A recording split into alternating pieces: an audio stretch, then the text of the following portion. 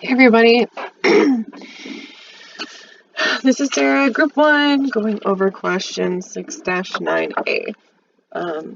Just a heads up, I have failed this class previously, and I am sort of drowning now, but I'm here for you, trying to figure this out.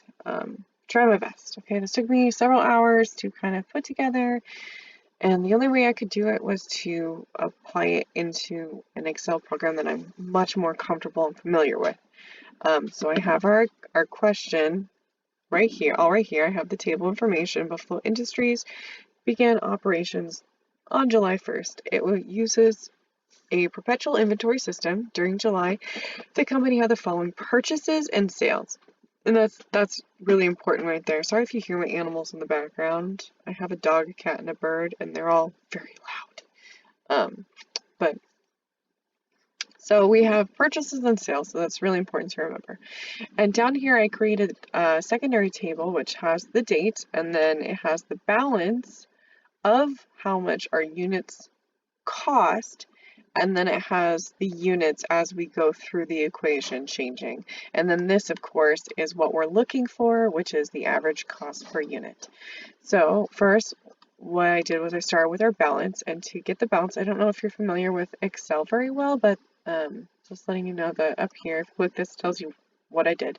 And I will be linking this program for you so that you can have your own, you can input your own numbers because they're always different for everybody. So anyway, so then I took the units plus the cost, which is 107, and that's how I got this 1284. And then the next number that we really need is the number of units, which is 12. So we start off with 12. To get the average cost per unit, we're going to take this balance and divide it by the number of units. So this is going to equal our 1284 divided by 12, or it's up here, 12. Okay, the next number we're going to look for is on the 6th, and we know on the 6th is our first sale, unit sale, which was 9. And the big difference between the units that we're purchasing and the units that we're selling is going to be adding and subtracting is really the big difference, and I'll walk you through it. So on the 6th we have a sale of 9 units. So to get this number, we have to take those 9 units and multiply them by our previous average cost per unit, and then we take that number and subtract it from our previous balance of 1284, and that's going to give us 321. And we're going to do the same magic thing over here, subtracting. And we're going to take what we started with of 12, subtract it from our units. So 12 minus 9 equals 3. So then to get the average cost per unit for the 6, it's going to be the same thing. We're going to take our 321, divide it by our 3, and that will give us our 107. Moving down to the 11th, we have our purchase right here of 5. So to get that number, we're going to take the 5 times the 114 because we know that's what it cost. And then we're going to add that to our previous balance, and that will give us 891. And then over here, we had 3 units before, we added 5, which gives us 8. So 3 plus 5 is 8. Yay! And then average cost per unit is the 891 divided by the 8 equals 111.31. Down here, instead of a purchase, we have a sale. So it's going to be the sale unit multiplied by our previous average cost per unit of 111.38. Take that number, subtract it from our 891, will give us 334.13. And we take our 8, our previous unit, subtract it from the 5 that we just sold, and it gives us 3. So 334.13 divided by 3 is 111.38. And then on the 21st, we have another purchase. Oh, sorry, I have a cold. Sorry. Ooh, we have another purchase of 7 units at $123. And then,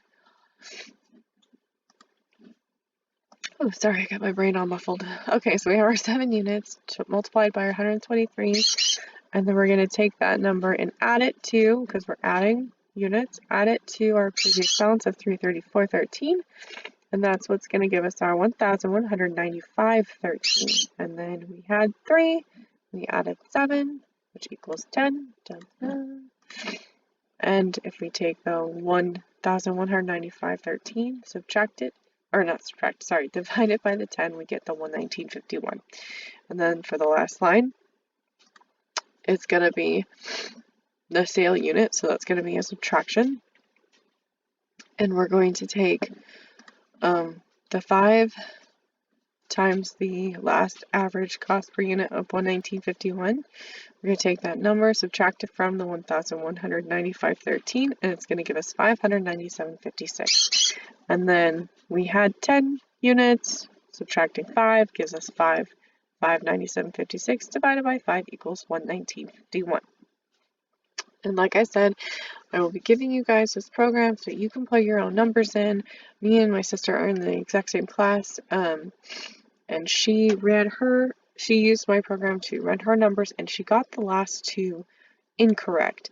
And we had a really hard time trying to figure out, I thought maybe that my equations were wrong, but I couldn't figure out why mine were all correct on my homework and hers were incorrect on hers, because we were given different numbers, so you just have to, if you just change the numbers in here, the equations down here will still be the same. So we couldn't figure that one out, and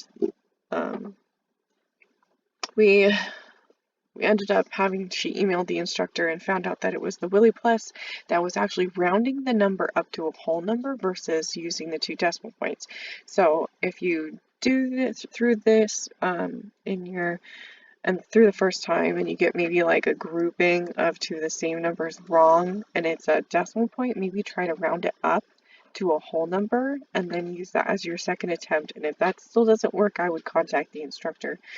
Unfortunately, I cannot even begin to tell you how to do part B and C. I couldn't answer them. I don't understand it, and I can't. I've searched the book, I've searched the web, I've searched everywhere, and I can't figure it out. I'm really sorry, but I was able to figure this part of it out. If you have anything questions that I might possibly be able to answer, I will do my best. But I'm not really 100% sure how I even fell upon this gem. But I did. I kind of figured it out. I can't tell you where or how. Sorry, it's a little bit long. Sorry, I'm a little rambly, and like I said, I've just been constantly sick, and I can't seem to get better, so my brain's a little foggy with all this cold medicine. But like I said, I am willing to answer any questions. I don't know if I have the right answer, but I will answer them. Okay, guys, have a great night.